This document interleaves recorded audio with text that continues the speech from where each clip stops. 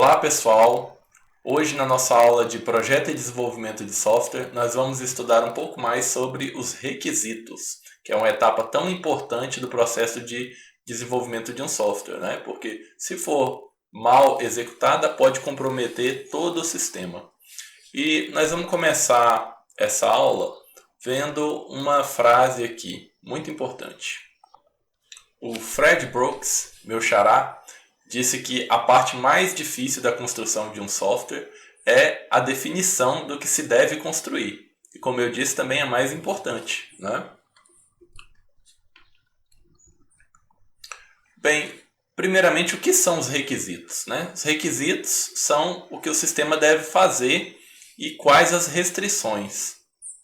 Então, o que o sistema deve fazer, isso a gente chama de requisitos funcionais, ou seja, as funcionalidades do sistema.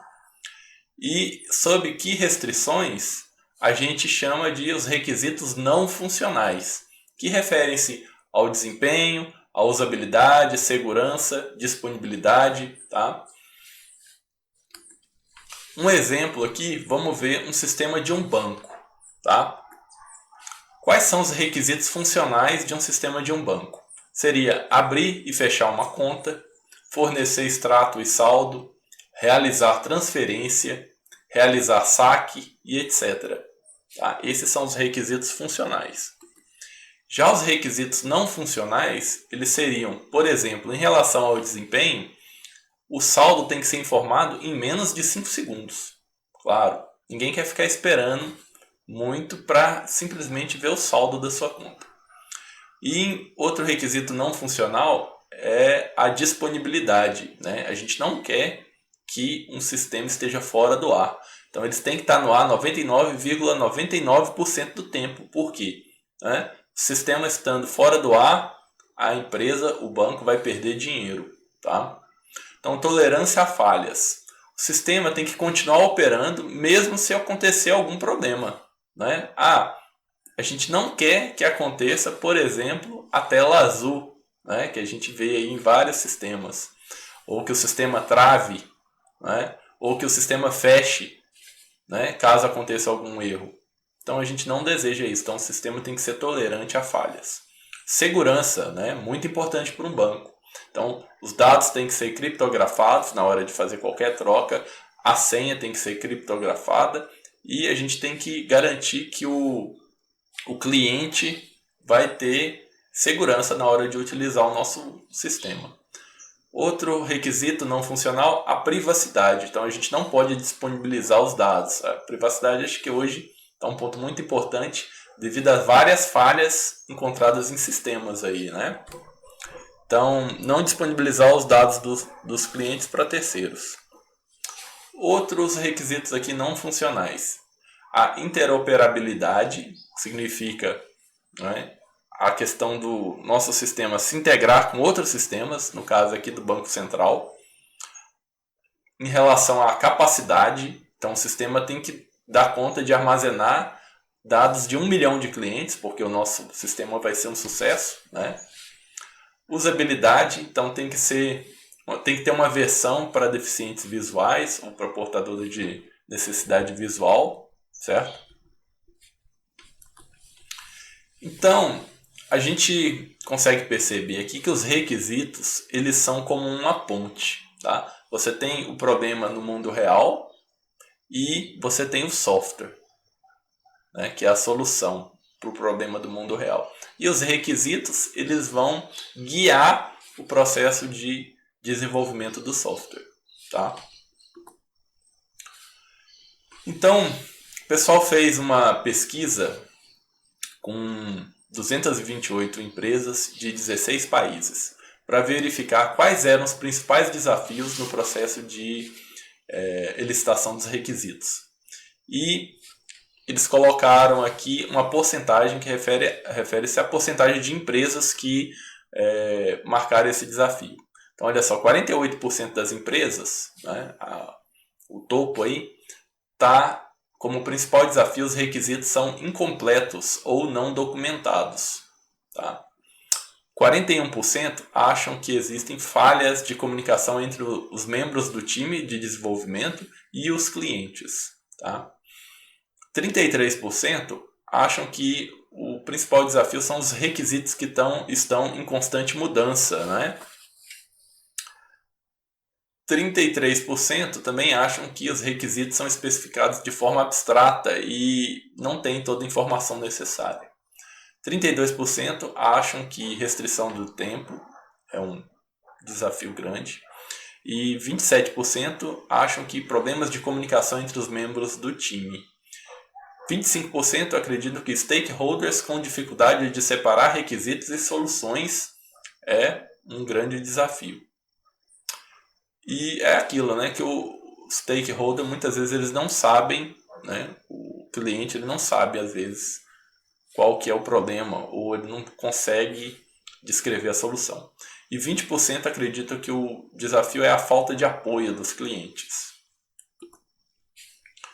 O que seria a etapa de elicitação dos requisitos, né? Elicitar, quando a gente olha no dicionário, a gente vai ver que é ou elicitar ou eliciar, né? São o mesmo significado. Seria fazer sair, expulsar, expelir, né? No caso aí, fazer sair os requisitos do sistema do cliente, né? Então, esse é o processo de descobrir, entender quais são os principais requisitos do sistema que se pretende construir. O que a gente vai estudar nessa aula? A gente vai ver as histórias dos usuários, né? Como a gente viu, os requisitos nas metodologias ágeis, eles são chamados de histórias. E a gente vai ver um pouco sobre os casos de uso.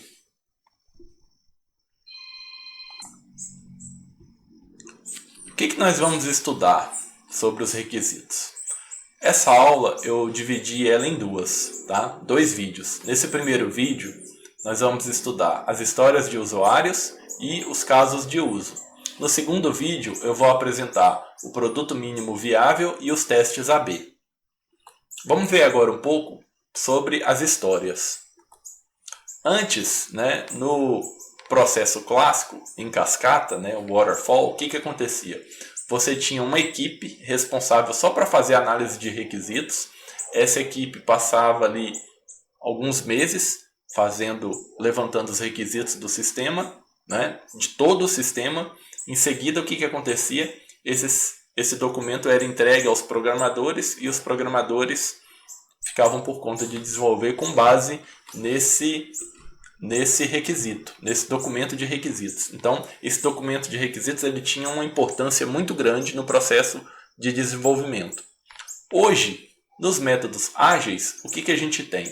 A gente tem um representante do cliente, que é chamado de Product Owner, né, que vai trabalhar junto com os desenvolvedores e, caso surja alguma dúvida, ele fica responsável de explicar os requisitos para os desenvolvedores.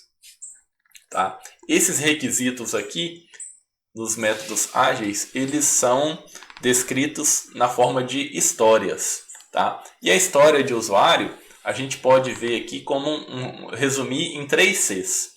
Cartão, conversas e confirmação. O cartão, por quê?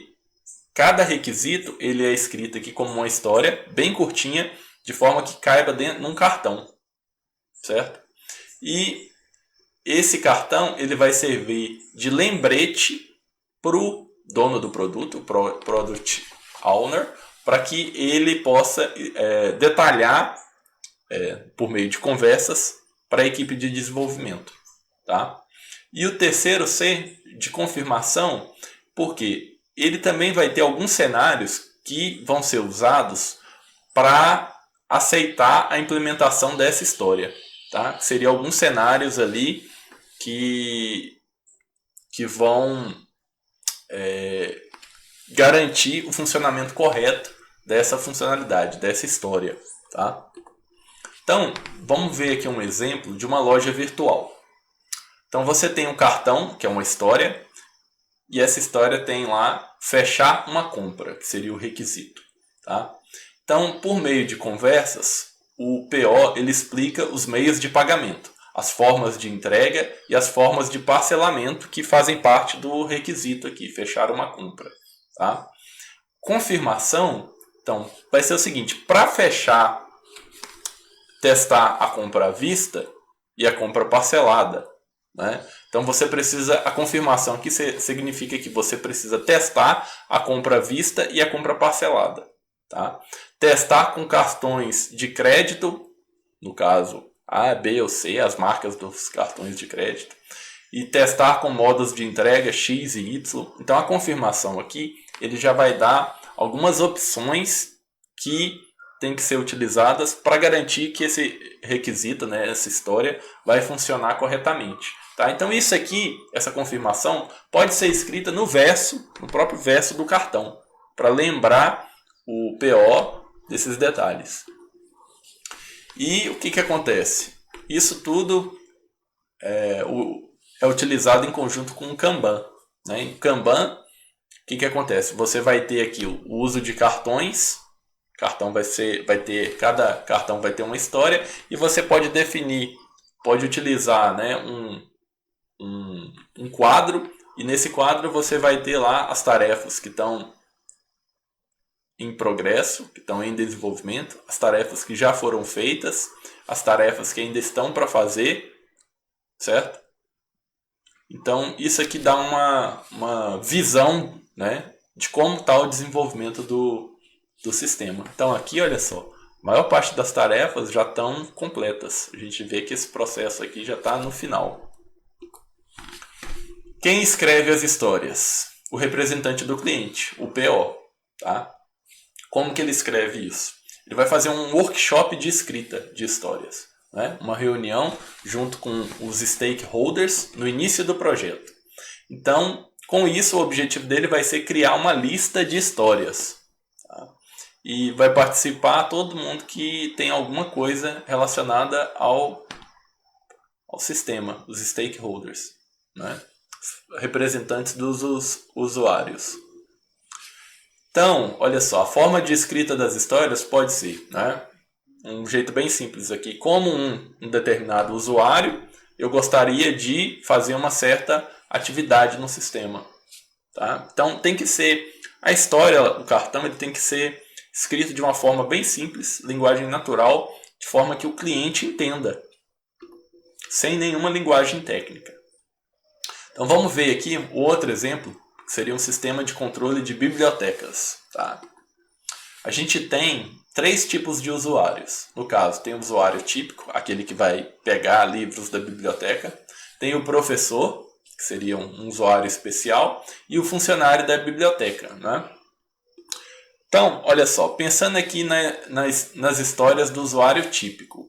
Então, olha só como que poderia ser o cartão com algumas dessas histórias. Você poderia ter, como usuário típico, eu gostaria de realizar empréstimos de livros. Né? Ou eu gostaria de devolver um livro que tomei emprestado. Eu gostaria de renovar empréstimos de livros. Eu gostaria de pesquisar por livros. Eu gostaria de reservar livros que estão emprestados.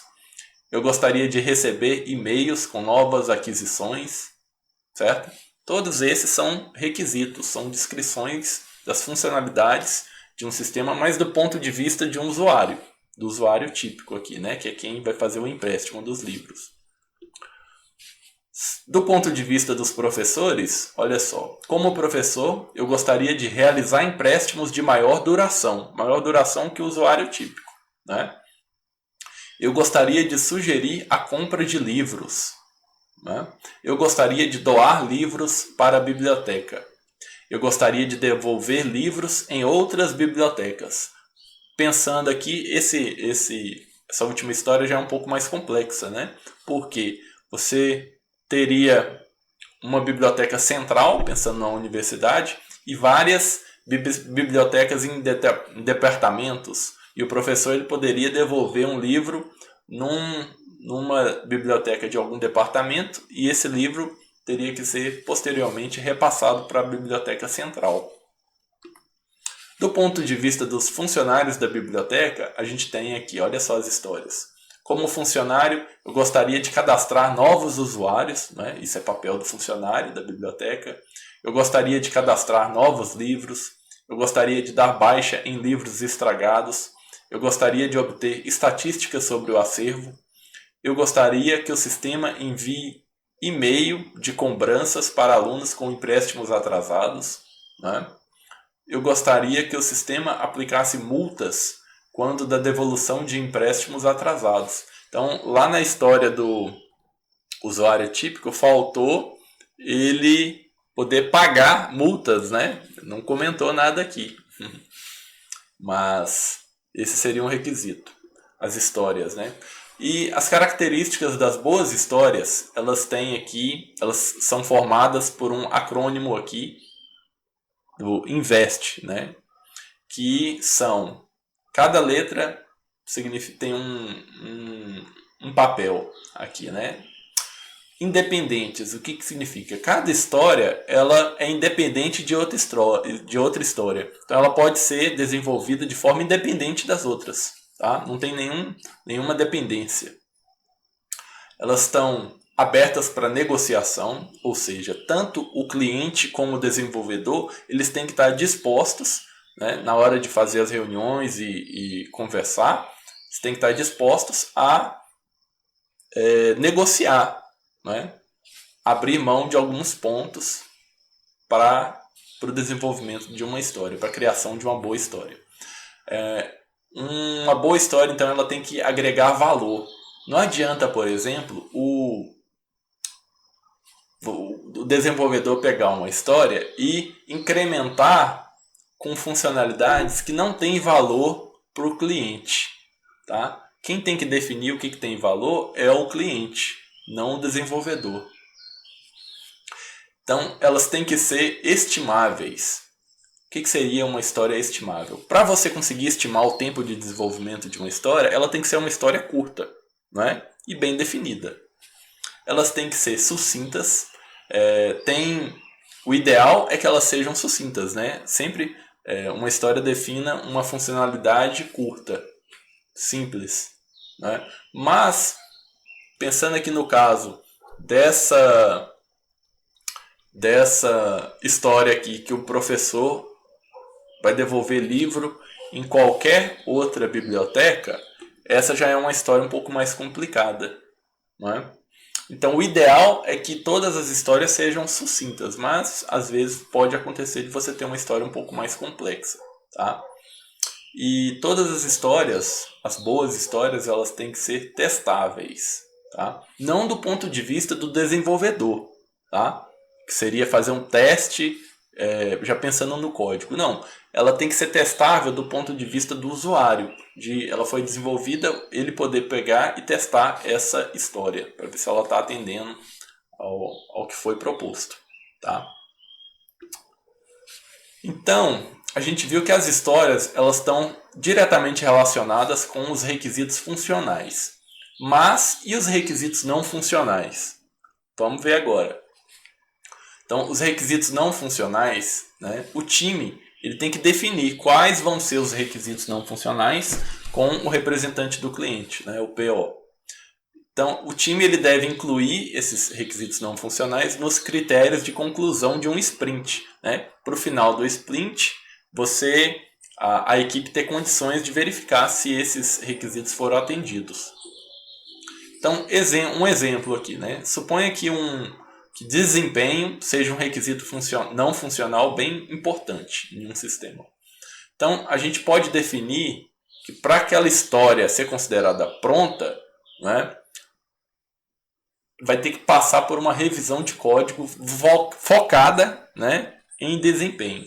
Então, vai ter que passar por teste de desempenho com carga. E isso vai ter que ser definido de acordo com o que o usuário espera. Tá?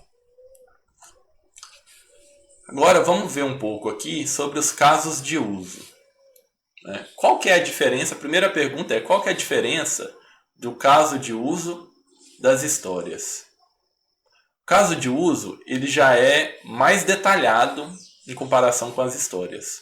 Tá? Então, não é muito comum utilizar os casos de uso nos métodos ágeis. O ideal é que se usasse, né? E o que você vai ter no caso de uso? Você vai ter um ator, tá? E esse ator vai estar fazendo alguma operação no sistema. O ator pode ser o usuário, pode ser o administrador, pode ser o próprio sistema que vai executar alguma ação, tá? Não é muito comum, mas acontece. E o caso de uso aqui, ele vai indicar o fluxo normal, tá? Vai ter ali, digamos, um passo a passo do que vai ser feito naquele caso de uso e alguma extensão, seria assim, o caso não normal, que vai daquela funcionalidade, tá? Então as extensões, elas seriam aí alguma exceção ou erro que acontecer. O usuário colocou uma data inválida, então aí o sistema vai ter que tratar isso como uma extensão. O caso de uso já pode detalhar numa extensão como que isso vai ser tratado no sistema, tá? Isso não é previsto na história, né? Mas é previsto no caso de uso. Então vamos ver aqui, olha só, um exemplo de um sistema, né? Um caso de uso aqui de um sistema bancário, né? No caso aqui a gente tem a funcionalidade de transferir valores entre contas, tá? O ator aqui no caso é o cliente do banco. Então o fluxo normal, o que vai acontecer? O cliente vai se autenticar, o cliente vai informar a agência e a conta que vai receber o valor, ele vai informar o valor que ele quer transferir, vai informar a data, né? E o sistema vai efetuar a transferência. Em seguida, o sistema pergunta se o cliente deseja realizar uma nova transferência. Beleza, esse foi o fluxo normal. Nas extensões, eu vou ter aqui, olha só, a extensão 2A refere-se a esse fluxo aqui 2. O cliente informa a agência e conta. Se a conta e a agência estão incorretas, solicitar nova conta e agência. Tá? Extensão 3A. 3 o cliente informa o valor que deseja transferir. Se o valor estiver acima do saldo atual, solicitar novo valor. Ou se o valor for um valor negativo, um valor inválido, né? Extensão 4A. A 4 refere-se, o cliente informa a data.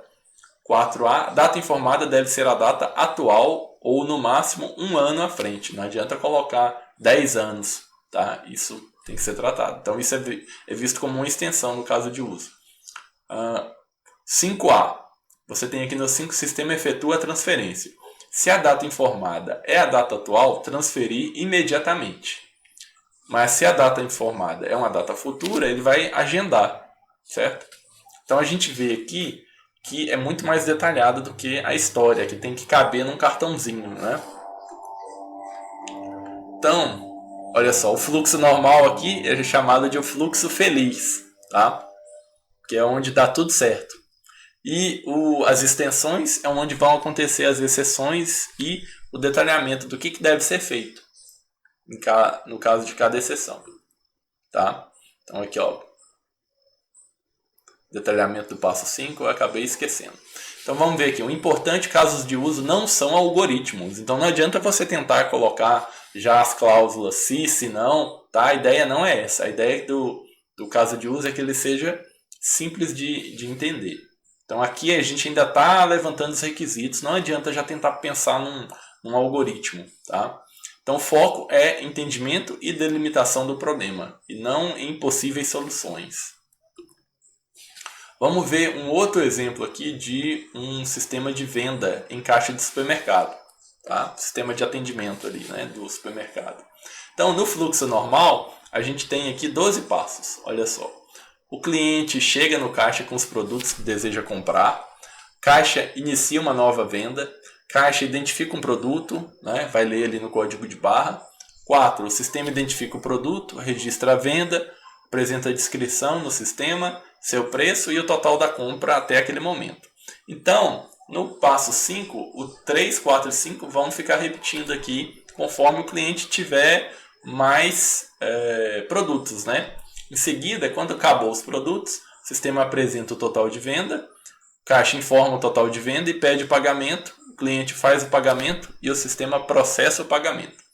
Então, 9, o sistema registra a venda como concluída e envia as informações para o sistema de contabilidade, tá? E para o sistema de controle de estoques, que aquilo ali tem que ser dado baixa no estoque. Então, em 10, o sistema gera um recibo de venda. 11, o caixa entrega o recibo para o cliente e a compra foi encerrada, certo? Agora, a gente tem aqui agora o fluxo com exceções, né? As extensões ou fluxo alternativo. Então o que a gente vai ter aqui? Não vamos mostrar todos aqui não, só alguns. No item aqui 7, caixa informa o total de venda para o cliente e pede o pagamento. Aí no 7A seria, o pagamento é em dinheiro. Então caixa digita o montante do dinheiro que o cliente forneceu, o sistema informa o valor do troco e libera a gaveta, né? Para o caixa poder pegar o troco e depositar o dinheiro que o cliente pagou. O sistema registra a compra e conclui o pagamento. Agora, se o pagamento for com cartão de crédito, então o cliente vai inserir o cartão de crédito na máquina, vai ter que informar o valor para a máquina, né? O cliente informa a senha e confirma a compra, o sistema envia a solicitação de pagamento e se der um erro de comunicação, olha só, uma exceção. Com o sistema da operadora do cartão, então o sistema sinaliza o erro, caixa solicita ao cliente um modo alternativo ou tenta novamente, né? Às vezes foi a internet que deu problema, tá? Então aqui, olha só, aí continua, né? A gente estava no 4A, sistema envia, dentro do 8, sistema envia solicitação de pagamento. Então o sistema recebe o resultado de requisição de pagamento. O pagamento foi negado. Então o sistema avisa o caixa. Caixa solicita o cliente um modo alternativo. Digamos que deu aí, a pessoa não tem saldo na conta, né? Esse é o 5A. 5B, deu time out, né? Tempo, deu um problema no tempo. Então o sistema avisa o caixa. Caixa tenta de novo, porque demorou demais, às vezes foi a internet. Ou solicita modo alternativo.